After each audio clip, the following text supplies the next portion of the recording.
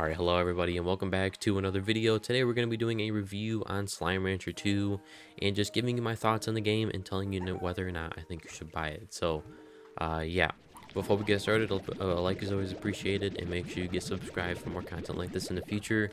And let's get started. So, you play as Beatrix LeBeau, who was the character that you play in the previous game, and basically Beatrix moves on from the far ranges and travels to the mysterious lands of a Rainbow Island, where she finds an abandoned conservatory, which is the big building that you spawn in the beginning. And this is basically where you come in, and you start slime ranching. Basically, you start exploring the Rainbow Island, finding your first slimes, which on Rainbow Island you can find pink slimes, cotton slimes, tabby slimes, and phosphor slimes. And yeah, you basically just start playing the game, you know, sucking up your slimes with your what is that thing called? Your backpack, that's what it's called. And then putting them in your corrals, and then finding food and farming your food, getting lots of your food, and feeding the food to the slimes, and then taking their plorts and then selling the plorts for money. And it's basically a very similar experience to Slime Rancher 1, which is not a bad thing. I do want to say that. It's not a bad thing that it's similar to Slime Rancher 1, because Slime Rancher 1 was amazing. Just Slime Rancher 2 is very similar. Now when you get done with exploring the Rainbow Island, you can unlock teleporters on the Rainbow Island that will take you to new areas of the game. One of those areas is Ember Valley, which Ember Valley is awesome. You can find boom slimes, crystal slimes, rock slimes, angler slimes there, all sorts of awesome slimes, and it is a really awesome place to explore. You can also unlock a teleporter to take you to Rainbow Strands, which on Rainbow Strands you can find honey slimes and flutter slimes. And Rainbow Strands I do think is a better island to explore. I mean, that island is just awesome. It is really awesome.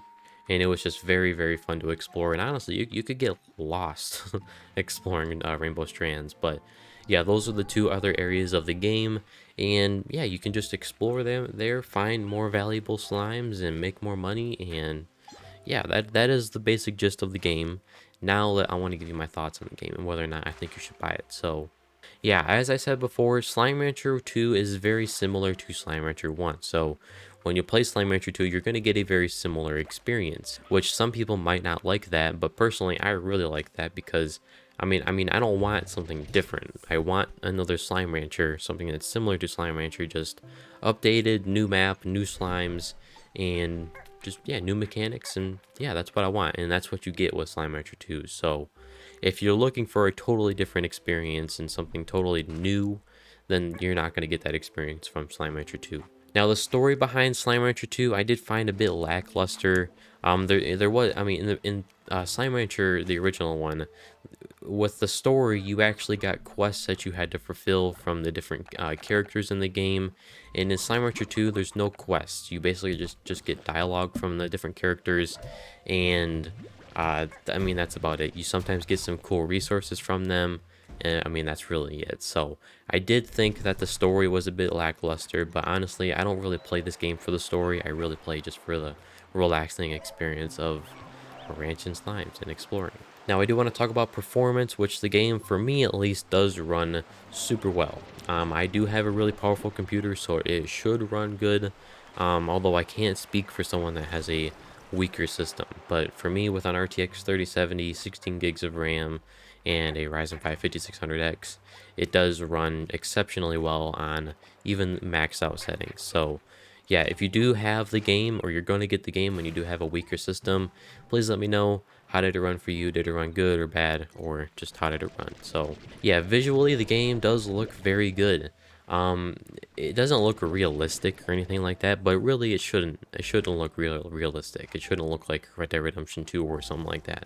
The cartoony aesthetic really does fit the game super well, and I'm glad that they did that. Now, one thing that I did find that was a bit lackluster was the amount of content that was in the early access.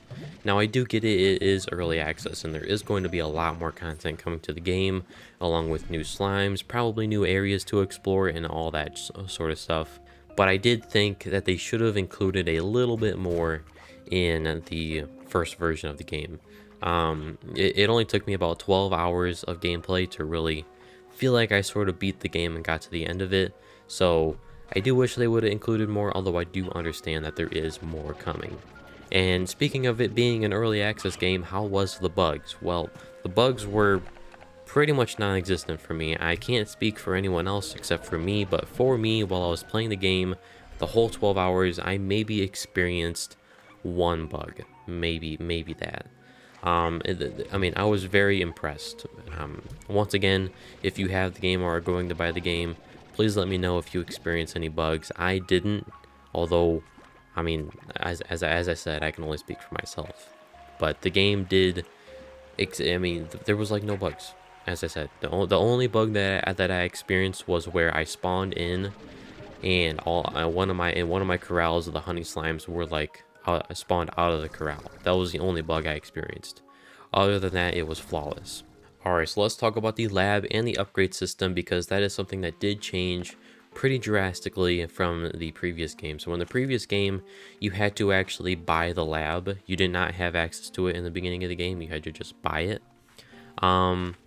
And in the lab, really, I mean, you basically were just able to craft things like teleporters and upgrades for your corrals, I believe, and just stuff like that. But in the lab in Slime Rancher 2, you actually have access to it right at the beginning of the game, and the whole upgrade system is built into the lab. So you have to actually find resources and then put those resources obviously into the refinery, and then you can do upgrades to your jetpack, your stamina, how much stuff you can hold in your tanks and all that stuff. You can do those upgrades in the lab, which those upgrades sometimes require plorts, nubucks, different resources, which I do like this system better. It is a bit more difficult because in the previous game for the upgrades, you basically just as you got access to them, you just bought them. That was it.